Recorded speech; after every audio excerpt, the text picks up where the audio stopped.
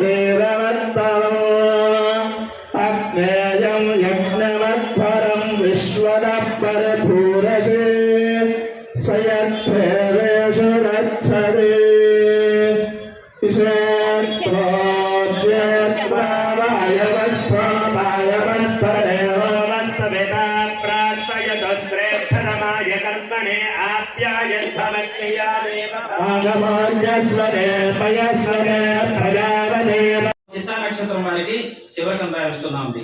స్వాతి నక్షత్రం వారికి లేదు. విశాఖ నక్షత్రం వారికి ప్రథమ కందాయం, మధ్య కందాయం సున్నాంది. అనురాధ నక్షత్రం వారికి లేదు. జ్యేష్ఠ నక్షత్రం వారికి కూడా లేదు. మూల నక్షత్రం వారికి మధ్య కందాయం, చివరి కందాయం సున్నాంది. పూర్వాషాఢ నక్షత్రం వారికి సున్నా లేవు. ఉత్తరాషాఢ వారికి లేదు. శ్రవణ నక్షత్రం వారికి మధ్య కందాయం సున్నా ఉంది. ధనిష్ట వారికి లేదు. శతవిషం వారికి ప్రథమ కందాయం, చివరి కందాయం సున్నా ఉంది. పూర్వభద్ర నక్షత్రం వారికి మధ్య కందాయం సున్నా ఉంది. ఉత్తరాభద్ర రేవతి నక్షత్రం వారికి సున్నా లేవు. ఈ యొక్క సున్నాల వల్ల ఫలితం ఏంటంటే ఒక్కొక్క కందాయం అంటే 4 మాసాల చొప్పున 4 ఊర్లు 27 నక్షత్రాలు కూడా ఈ కందాయం 4 మాసాలు